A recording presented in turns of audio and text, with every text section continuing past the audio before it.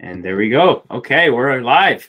All right, everybody, welcome to another episode of Truth Talks, where we go over the stories behind our clients. And today we have Emilia. Emilia, how are you today? I'm doing well, thanks. How are you, Paris? Pretty good, pretty good. Just getting off to a good momentum in this January season here. Anything exciting going on in your life at this moment? Not too much, just back to the school routine. Between the kids going back and me going back, it's nice to have like a set schedule again, as much as I enjoyed my easy mornings over the holidays.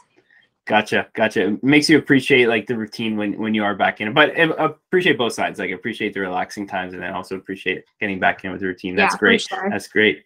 Well, thank you so much for coming on. I think we have an awesome story that a lot of people are going to be able to relate to with you, but kind of like we do with the other podcasts, I want to break down a little bit, maybe growing up, because you actually came from a household that wasn't as active, if I remember correctly, right? So I guess you found fitness a little bit later in life. So what was kind of growing up, how was it in terms of your activity level? And I know maybe a little bit lower, but was there anything that you were doing when you were younger, or and then leading up to like what sparked your interest in kind of getting more into fitness?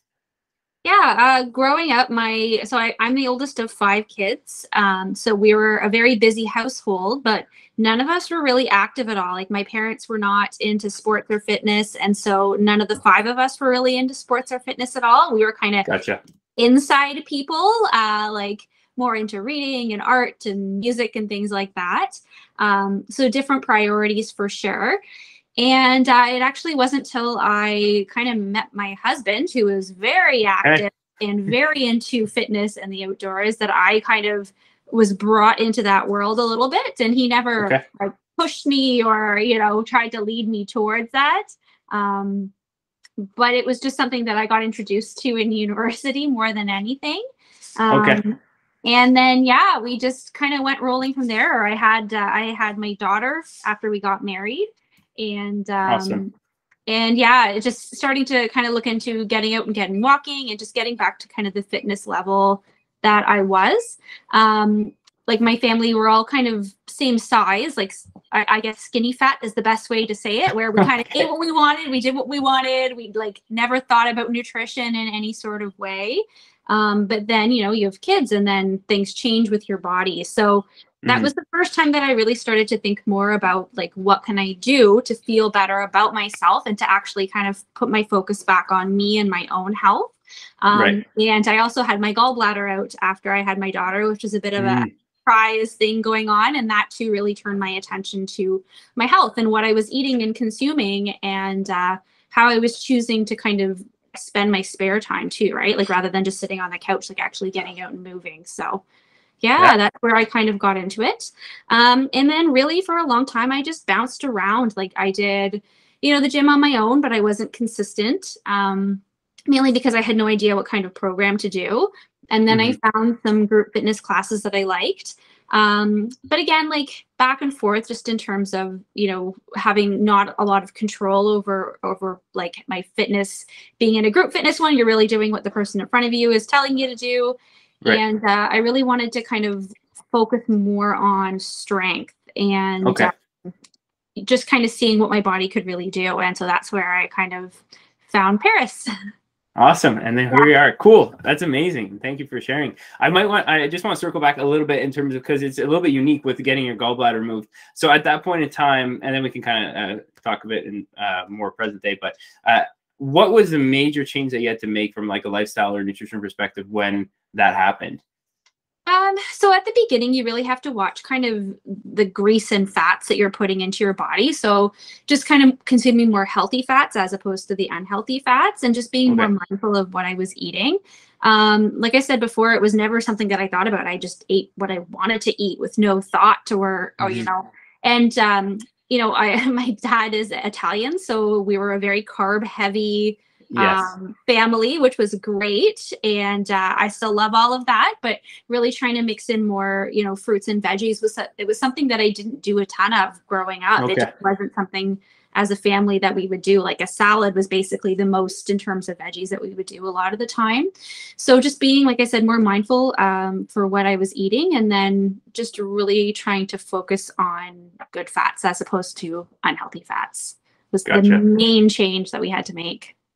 Yeah, that's a tricky situation, right? But I think that I actually find it interesting that you got more into, you know, paying attention to your health later in life and more into fitness later in life, because a lot of people that are into this stuff started younger, so it's a lot more difficult to change habits that are ingrained, right? Yeah. And you're all of a sudden you kind of start thinking about things like, oh, what am I actually eating, and how does this affect kind of the way I look and the way I perform and the way I feel, or you know, what kind of activities am I doing? And like, how is that going to affect how my body looks, performs, feels? Same thing, right? So I do find it interesting that you started later in life. And again, it wasn't like something that was forced upon you, but it's nice that like other people are able to have maybe a positive effect on you recognizing and kind of stepping into a healthier lifestyle, right?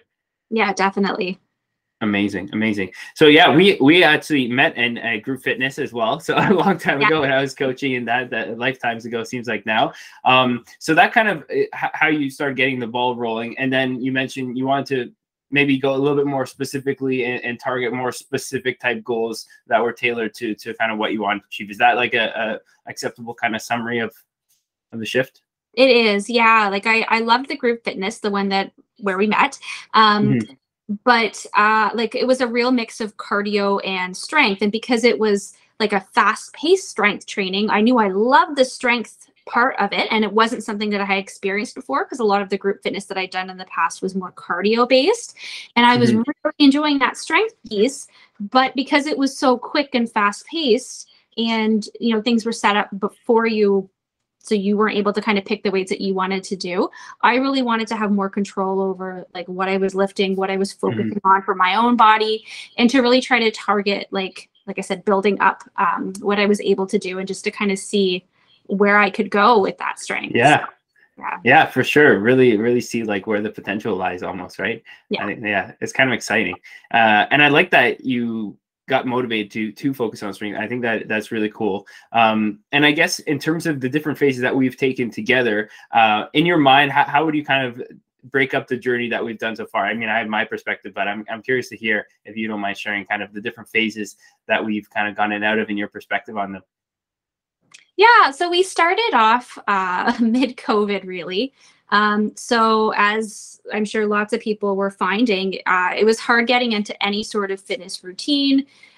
Things were thrown off just in terms of nutrition, in terms of like a good routine. So when we started, it was a really good kind of fat loss, kind of cutting cycle, and really looking to see kind of where my strength was at the start. And I really mentally had to get over where I thought my limits were. And it's something I think that's been ongoing throughout my time with you, is I think my head tells me I can't lift what I actually can lift. And so like I mentally limit myself. So starting off with that cut phase and just getting reintroduced to proper form, which is another thing that I really have enjoyed about working with you. Being able to focus on like the form as opposed to weight at the beginning, and making sure that the movements that I'm doing is correct, and, you know, avoiding injury, and making sure that that's really kind of nailed down, and then working to build up the strength. So we had a really good cut phase for a while. And then where we got the composition where we wanted, then we started like a solid growth phase as well. So building, getting more strength in, and you know, I had a hard time, and it's still, again, like a mental piece. For one, pushing myself past where I think my limits are, but watching the scale go up a little bit more too, because it's been, you know, with having kids, your body changes substantially. So I tend to carry weight in like a certain part of my body. So as soon as I start to gain again, it kind of comes back a little bit. So, you know, just seeing it as a process and not really watching the scale, but looking more at how my performance has changed over time, as opposed to how my weight has fluctuated. And it's funny, I think I've gotten really to a point now in this phase that we're in, which is like another strong growth phase, where I'm really not even looking at the scale at all. Like, it's more of just writing it down, And I see my growth and success in what I'm able to do, like where my weight limits have gotten up to, like trying to set certain goals. Yeah, in the gym, and just trying to set certain goals. And so like I really see that as the success piece, not so much as like, hey, I have to get to a certain weight to be happy with what my body can do. So that's been really like a shift in mindset that I've appreciated. Amazing. Thanks for sharing that, Emilia. Yeah, I think that's something I try to instill with a lot of women, because I think with the whole diet culture and you know, media over time, it's gotten obsessed with certain scale weight, right? And I think that it's kind of ingrained within the mindset. So it's like, it's so much more rewarding putting the goal in terms of like strength-based goals. It's such a rewarding process in that performance. And it's still very tangible and very like binary. I either hit my strength goals or I'm getting closer to it, or I'm not, right? Because it's quantified. But I think it's a lot healthier of a mindset and a lot more rewarding to having performance-based goals and not just based on the scale, right? And a lot of times what happens is that body composition also starts to improve just by virtue of focusing on performance. So it's like everything else kind of happens, but yeah, performance is more the catalyst for that. But as you said, like we worked a lot on technique and still work a lot on technique improvement as like the baseline, and then we can get stronger off that. But I do think that you are somebody that I do have to push a little bit sometimes. I like to push you, make sure that hey, you know, that looks good. We can go heavier, or because even when we've trained together, it's like you have a bit of a poker face in terms of how hard or easy the the set is. Same thing with one of our other clients, Kaylee. I was saying like I can't tell how like the proximity to failure, like how many more reps you have in the tank. It's very difficult for me to tell, and usually I can. So it's like it's almost like I have to keep asking like, was that challenging? Was that not challenging? Right? So I think continuing to step into that, and what I've been preaching at a lot of our check-ins is like go into your set with a bit of oomph, a little bit of chip on your shoulder, and like a little bit of confidence, and know that I can lift this and I'm going to lift this, right? And I think it's really important to have that kind of confidence when you are starting to lift heavier. And we've been working with some low rep ranges as well recently. Oops, I think we might have lost you. No worries. Sorry, there we go. No worries. No worries. I had to decline it, so I think it's That's okay. All good. So, and in this phase, we, as I mentioned, we have been even pushing the rep range a little bit lower on some exercises just to really capitalize on some strength. How have you found the psychology in really kind of decreasing reps and increasing the weight on the bar? You know, metaphorically speaking, was there any sort of psychological shift in that compared to maybe some higher rep range or more like circuit-based stuff you had done previously? Yeah, I find the lower rep range has really kind of mentally allowed me to say, okay, I can load up a lot more weight, because even if I can only get 2 reps out of that, like I'm still so close to the range. So I find having a lower rep range, I've almost pushed myself a little bit more. And then, you know, when I'm working out, if my husband's in the area too, and he's kind of watching what I'm doing, he's like, you could add more, you only have 2 or 3. So having that cheerleader too around has been kind of a huge help. And then, you know, knowing that it's only a couple that I have to do, that way too, like I find I'm not rushing through it the same way, because you know, time management with having 2 kids in the house is always kind of on my mind. Oh, pardon the dog. That's good. And dog. 2 kids and dog. Sorry. Yeah, so that's kind of one of the things that I always I have been really liking about a lower rep range too. Just I feel like I can take my time. I can focus on my like my setup and making sure that I'm kind of lifting in the best way that I can. No, I think that's awesome, because recently we have been we dropped a lot of the excess volume, and we're just like, hey, here's the bread and butter movements, long rest times, low reps, and like really bringing it back to like focusing, because we've been going a little bit more into just strength focus recently, which is cool as well.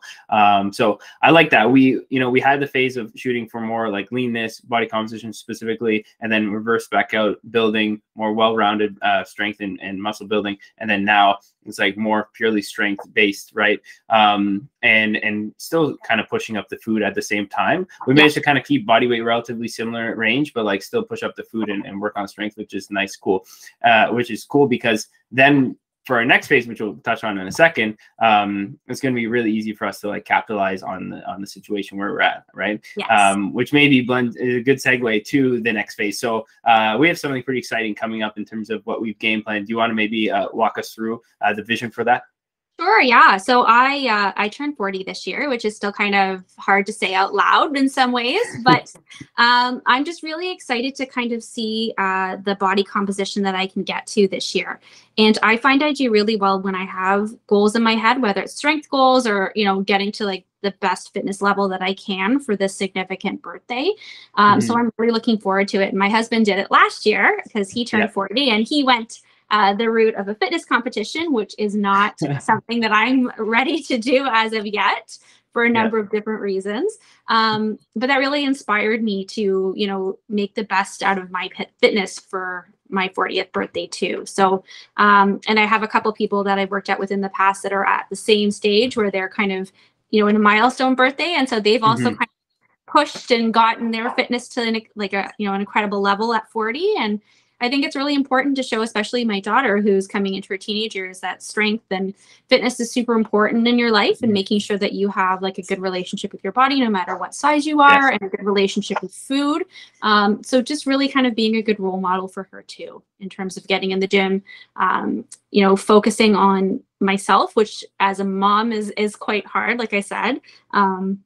Because my life is so wrapped around, you know, my kids and what they're doing and my husband's schedule, who's a shift worker. So, you know, making myself a priority this year too, which is something I think that's going to, again, like a mental thing that I'm going to have to keep reminding myself of. And so just really looking forward to seeing what this year brings.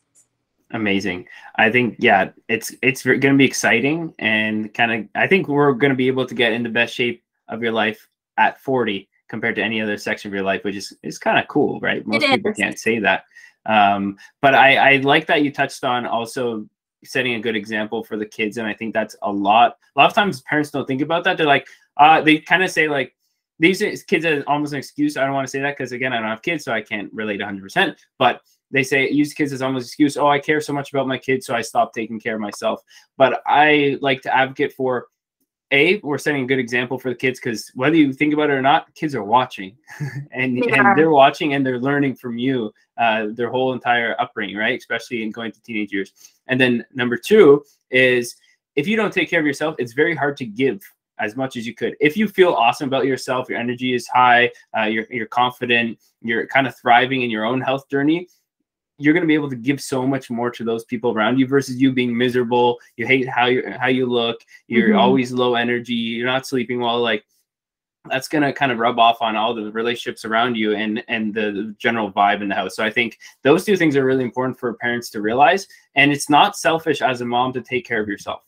And a lot of moms are very selfless, which is an amazing quality of a mom, right? To be selfless and be caring about the kids and want to take care of them first and foremost. That's awesome. And I love that. But in order to really be able to do that, you have to be able to put yourself just on top of the priority list as well. Yeah, for sure. And I find, you know, spending more time on my own nutrition and my own fitness, it really helps me make them healthier too, because I'm looking more at like making sure I have veggies in every single meal, whereas before, you know, when you're in a rush, sometimes that's something that you kind of let slide. So especially with kids, they're like, you want Kraft dinner? You can have Kraft dinner. Like, I'm not thinking about this, but now I really kind of think about the macros as a whole. So, you know, making sure that they're healthier too, and they're more active. And like you said, setting a good example for, you know, there are no bad foods. There are no bad food groups. Like, we're going to eat everything in moderation, and we're going to make sure that we're treating our bodies well. And, you know, it's definitely, I feel like it's made me like a stronger mom too, in a lot of ways, because I do show them that self-care is so important, right? And taking care of yourself and your own wellness is something that should be a priority. I love that. This is awesome. This is really awesome. I think people are going to get a lot of value from this. And I guess, you know, you mentioned in terms of like the time management and everything like that.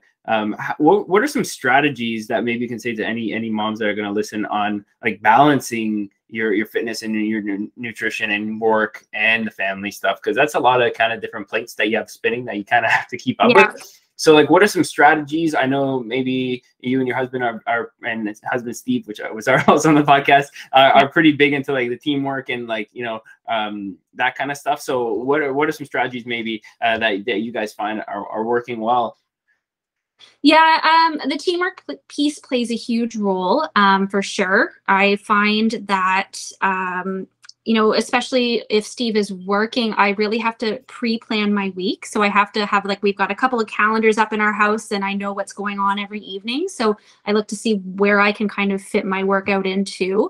And then same thing, like just trying to make sure we're planning out nutrition as much as we can. I struggle with making my lunch for work. Like I find that between in the mornings for the kids, getting their breakfast organizing, getting their lunches organized, making my own lunch has been a difficult thing. So we work really hard to make sure we have vegetables cut up and ready to go in the fridge. Perfect. And I know at work, if I do have to purchase a lunch, I've got like 2 or 3 meals that I know, you know, cover all the different macros. They're good in terms of protein. So they're kind of my go-to ones. And then I also do my best to put my workout clothes on as soon as I get home from work most days, just so I'm in them and I don't have an excuse. So even if I, you know, feel lazy and I just want to sit on the couch after like a long day of work and getting the kids dinner and driving them places, I'm like, okay, I'm already dressed. I can just go down the stairs instead of up the stairs and head into the gym that way too. And I also try really hard to kind of keep the kids involved. So one of the things that my husband doesn't have to deal with as much as I do, just because he can work out during the day. But I find I have like both animals down in the gym with me, the kids wander down. So I just really try to involve the kids with my workouts. So, you know, I get them to film my form video or count my reps for me just to do something. So I'm parenting while also working on myself. And, you know, varying degrees of success depending on the day and how they're getting along that day. But you know, having a schedule and having like a supportive partner really makes a huge difference. But also kind of, like I said, just the scheduling is, I think, number one, because otherwise, you know, it's easy to kind of let the week slip by and now all of a sudden it's the weekend and you haven't done all the things that you hope to do for yourself. So 100% that organization. And I mean, I probably sound like a broken record with you guys, but I'm constantly talking about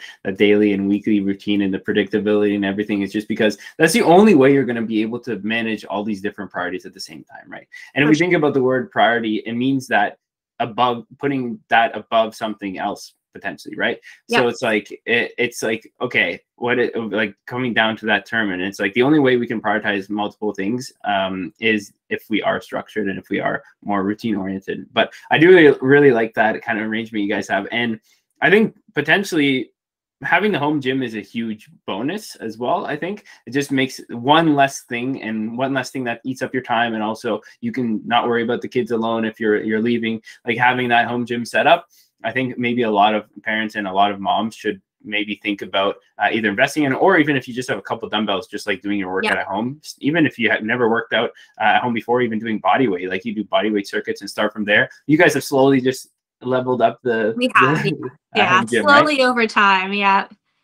So I think that's the perfect way to do it. Okay, that's awesome. That's awesome. And kind of shifting now, and that was cool to hear a little bit more about kind of the family side of things. What would you say are some, I want to dive more into a little bit nutrition, because you mentioned growing up, you didn't really think about nutrition too much. Maybe what were some myths that we maybe busted along the way? I'm curious to hear from your perspective. For me, the one thing that really surprised me in terms of, you know, having to structure my meals is how much protein I need. It was never something that I thought about before. You know, once in a while you have like a chicken breast for dinner. And I'm also like, I don't eat a lot of red meat. So just really focusing on my different ways that I can get protein in too. So, you know, Greek yogurts, protein bars have been huge for me, making sure I get a protein shake and a casein in the evening, working on eggs during the day. Like, it's just been interesting to see all the different ways that I can fit protein into. And, you know, some weeks, as you know, are better than others in terms of trying to hit the goal. Because I went from, you know, maybe 20 to 30 grams of protein in a day, and now I'm up to like 130 grams of protein from my personal training right now. That was definitely a huge like a huge kind of jump and a change in the way I was eating. And then also really focusing for me on fruits and veggies as snacks, as opposed to just part of dinner too. Yeah, like I'm always encouraging my kids to grab an apple or a banana, and it's just not something for me that I think of. Like I would go a different direction to like a cookie or something with a coffee. So really just flipping that mindset for me too, and just saying like, how can I get more fruits and veggies into my diet as well? So yeah, like I mentioned, like making sure things are cut up, making sure there's a variety of different things, whether it's in the fridge and like in front of my face or on the counter. And then just any way that I can kind of get that fruit in. So if I'm getting like fruit cups for my snacks for my kids, well, I can bring one too and just make sure it's like a lower sugar variety so it's not super heavy. But yeah, those have been kind of the two things that really have shifted in my eating that kind of surprised me over this journey. Like it. Yeah. And that's a very common one. Yeah. Like actually both of those are relatively common. It's funny because we always grow up and your parents are like, eat your fruits and veggies, but most adults do not eat enough fruits and veggies. Yeah. And then also when you first start tracking, I think the big thing that you realize when we start eating for, let's say, more fitness oriented goals, the protein, like people just habitually do not eat enough protein. Yeah. So I think like that's a huge one. And as you said, finding creative and easy ways to slip in more protein during your day is a big one, right? Okay, that's awesome. That's awesome. And kind of bridging back to kind of the lifestyle perspective, I want to hear maybe, and I won't take too much more of your time, but I do want to ask you in terms of like stress management strategies. Everybody has their own different strategies that work for them. I'm a huge guy on like going to bed early, getting enough sleep. Like that's one of my main ones. Also just staying organized in terms of writing things down on my whiteboard that keeps me in line. And then also like, if I feel tired, I'll take like a 10-minute nap. Like those are some of the things I do. I'm curious, what are some main ones that you use to make sure that you don't get kind of burnt out, not to use that term, but yeah. Yeah, I really have a good variety, I feel like, of ways to kind of make sure that I'm handling stress okay. And part of that is, comes from my job. I'm a teacher and I work with kids that are struggling with mental health at a hospital-based setting. So we do a lot of encouragement for them. Like, what are some ways for your own self-care and taking care of it? So it's, a daily reminder for me. And so I find that I'm quite good most of the time at taking care of it. So I really work hard to get my, 7 to 9 hours of sleep a day if I can. Sorry, a night, not a day. Yeah.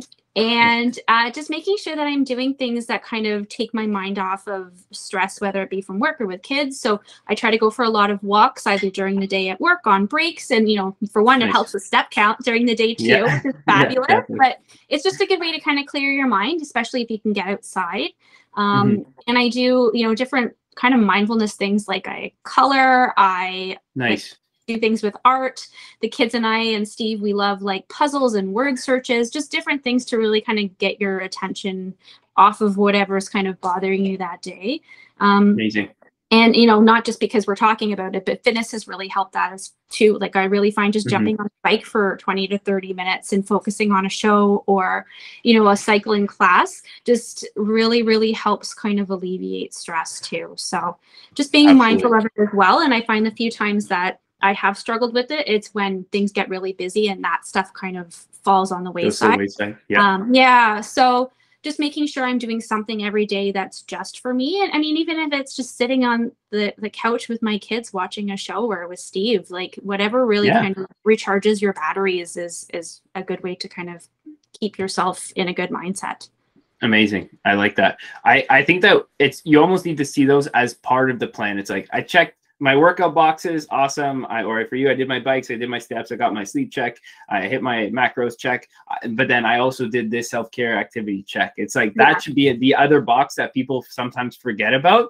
And I think it is really important because everything else goes a lot smoother if you do check that box as well. And something that my mom has actually been over the years, because I suck at turning my mind off as well, is like that creative outlet, things like the painting or the puzzles or those type of things that make you almost feel like a kid again. She was always pretty big on that. And I think that I'm glad you said that, because I think as adults, we need to play more and we need to do more things that are creative expression. So I'm glad you brought that up. And it is really interesting. how like just the small, even if it's 20 minutes of you, as you said, doing something like going on the bike or drawing or sketching or whatever, or journaling, or writing down, it can really change your mindset for the day. So, but you have to be willing to do that and make sure that you're doing that consistently. Right. Absolutely. And see it as part of like overall health, right? It's really important to make sure that your mental health is in check and that you're taking care of it as much as your body. Yeah, 100%. 100%. I love that. That's great. I'm trying to think if there's anything else that I want you to chat about. I think the main thing I want you to chat about is like, what advice do you have? And I like to ask this question, but what advice would you have for maybe some other moms or some other parents that have maybe put their family first for a long period of time and maybe have not neglected, but not focused as much on thriving themselves and either in their health or kind of mental health or any of those aspects? What would you kind of recommend to change the story for them? Yeah, I think just finding something that makes them feel good, you know, whether it's small, even just kind of getting their walking and steps up and getting outside, and then building up, you know, to different levels of fitness and finding what kind of gets you passionate and excited to kind of take care of yourself is huge.